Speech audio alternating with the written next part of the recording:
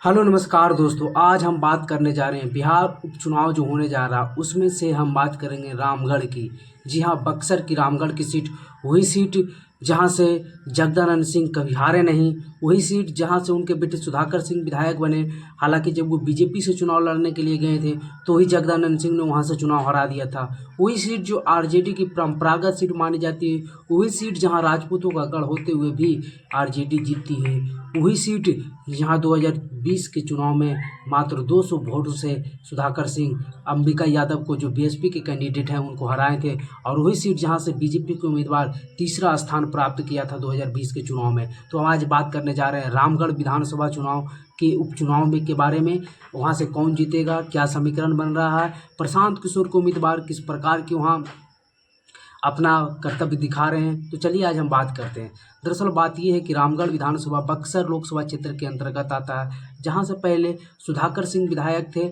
हालांकि 2024 के लोकसभा चुनाव में वो आरजेडी के टिकट पर लोकसभा का चुनाव लड़े और सांसद बनकर अब दिल्ली पहुंच गए हैं। तो इसी क्रम में जो जगदानंद सिंह है आरजेडी के प्रदेश अध्यक्ष, उनके तीसरे बेटे अजीत सिंह को वहां से आरजेडी का टिकट दिया गया। हालांकि 2020 के चुनाव में लगभग अंबिका प्रसाद दूसरे स्थान पर रही थी, अंबिका यादव जो यादव कम्युनिटी से है, और 2024 के चुनाव में वही जो सुधाकर सिंह है उनको यादव और राजपूत दोनों का वोट मिला, साथ में मुसलमानों का भी। लेकिन 2020 में यादवों ने वोट अपना अंबिका यादव बीएसपी कैंडिडेट को कर दिया था। लेकिन 2024 के बाई इलेक्शन में ये देखना होगा कि मुस्लिम किधर वोट करते हैं, यादव किधर वोट करते हैं। कहा यह जाता है कि जहां यादव का कैंडिडेट रहता है वहां तो मुसलमान वोट कर देते हैं, लेकिन जहां मुस्लिम कैंडिडेट रहता है वहां यादव बिरादरी के लोग मुस्लिम कैंडिडेट को वोट नहीं करते हैं, ऐसा आरोप लग रहा है। और ख़ास करके अब जिस जाति के कैंडिडेट होते हैं उसी जाति को लोग ज़्यादातर वोट करते हैं, चाहे पार्टी कोई भी हो। अब ऊपरी नेता को कम देखा जा रहा है, ये बिहार के लोकसभा चुनाव में भी पता चला, क्योंकि जहाँ जहाँ राजपूत कैंडिडेट थे राजपूतों ने पार्टी नहीं देखी, चाहे जो भी हो निर्दलीय हो उनको भी दिया, चाहे भूमियार कैंडिडेट जहाँ भी हो, भागलपुर हो, वैशाली हो, जैसे क्षेत्रों में भूमियारों ने अपना कैंडिडेट देखा, पार्टी ने देखा। कुशवाहा हो, काराकाट, सासाराम या आरा जैसे क्षेत्रों में भी पार्टी नहीं देखा बल्कि कैंडिडेट देखा। वही हम बात कर लेते हैं जो यादव हैं, उन्होंने भी आप लोगों ने देखा होगा कि चाहे पप्पू यादव के समर्थन में वोट करना हो, मधेपुरा में देख लीजिए जेडीयू को वोट करना हो, यादव कैंडिडेट को देखकर वोट किया गया। तो अब ट्रेंड बदल रहा है, सभी जाति अपने अपनी जाति को देखकर वोट कर रहे हैं। और वही हम रामगढ़ की बात कर ले तो सुधाकर सिंह वहाँ से राजपूत खड़े हैं, वहीं से एक यादव कैंडिडेट निर्दलीय खड़ी हो गए हैं, और प्रशांत किशोर की पार्टी जनसुराज से कुशवाहा को वहाँ से टिकट दिया गया है। देखना होगा कि कुशवाहा अगर पूरी तरीके से अगर वोट कर देते हैं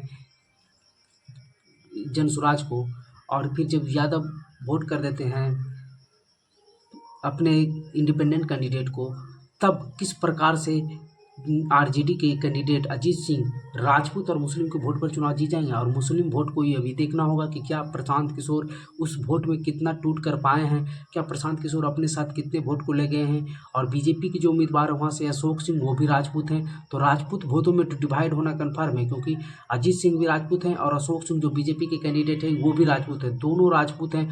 तो उसमें वोट डिपेंड अब करेगा, जो पचकुनिया अति पिछड़ा वोट है उसे नीतीश कुमार कितना का अपने साथ ले आ पाते हैं, या आरजेडी की या यादव वोटों को अपने तरफ फिर से इंटैक्ट कर लेती है कोई भी मुद्दा बनाकर, या तेजस्वी यादव के नाम पर। क्योंकि अब कहा यह जाता है कि लालू प्रसाद जैसे नेता तेजस्वी प्रसाद रहे नहीं, चाहे जो भी कैंडिडेट हो उसे देकर यादवों का वोट, किसी भी जाति के कैंडिडेट देकर यादवों का वोट आरजेडी की तरफ कर लेना, ये खूबी तेजस्वी यादव में नहीं है। लोकसभा चुनाव में भी उन्होंने 11 यादव कैंडिडेट दिया था, तब उन्हें यादवों का वोट पड़ा था। हालांकि आप लोगों ने देखा होगा कि उत्तर प्रदेश में अखिलेश यादव ने 5 यादव कैंडिडेट, वो भी फैमिली के यादव कैंडिडेट को देकर उत्तर प्रदेश में किस प्रकार के पीडीए का समीकरण बनाए, पिछड़ा दलित और अल्पसंख्यकों का, और उसके बाद वो चुनाव में कितने बढ़िया परफॉर्मेंस कर पाए। लेकिन बिहार में ऐसा होता नहीं दिख रहा है, और ना ही लोकसभा के चुनाव में और ना ही विधानसभा के उपचुनाव में ऐसा होता दिख रहा है। अब देखना ये होगा कि रामगढ़ में कि प्रशांत किशोर की पार्टी भी एक नई उम्मीद के साथ और पढ़े लिखे लोगों के साथ अपने वोट बैंक को मजबूत कर रही है।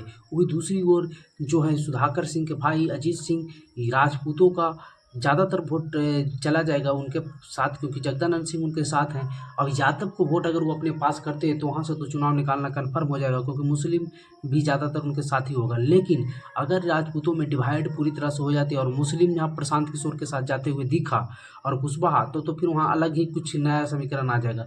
लेकिन अगर नहीं जाते दिखा तो वो जीत जाएंगे, और थोड़ी बहुत टूट हुई तब तो फिर अशोक सिंह को वहाँ निकलने के चांसेस ज़्यादा रहेगा। हालांकि अभी भी वहाँ पर अपर हैंड जो है, जो अजीत सिंह है आरजेडी के कैंडिडेट, उनको है। लेकिन तेजस्वी यादव को ये भी परीक्षा होना है कि ये 4 विधानसभा क्षेत्रों में जो उपचुनाव है उसमें से 3 विधानसभा पर महागठबंधन के जीते हुए उम्मीदवार थे जो लोकसभा चुनाव जीत गए थे। अब उनमें से ज़्यादातर सीटों पर जीतना ही होगा तेजस्वी यादव को, तब 2025 के चुनाव में उनकी कुछ अहमियत रहेगी। क्योंकि इसकी जो उपचुनाव है इसके बाद अब कोई चुनाव होना नहीं है बिहार में, कोई भी उपचुनाव नहीं होना, चाहे जो भी परिस्थितियाँ हों। अब डायरेक्ट बिहार विधानसभा का चुनाव के साथ ही जहाँ भी सीट खाली होगी बिहार में विधायकों का, तो विधानसभा चुनाव के साथ ही चुनाव होना है। तो ये चुनाव से पहले ये सेमीफाइनल का मैच है, यानी चुनाव से जोड़कर देखा जाए तो ये सेमीफाइनल है। इसमें जो जीतेगा उन्हें 2025 के लिए उनकी स्थितियाँ परिस्थितियाँ मजबूत होगी और उनसे इनका अनुमान लगाया जा सकेगा। तो जैसे ही और कुछ नई खबर आती है हम आपको बताएंगे। वीडियो पर बने रहने के लिए धन्यवाद।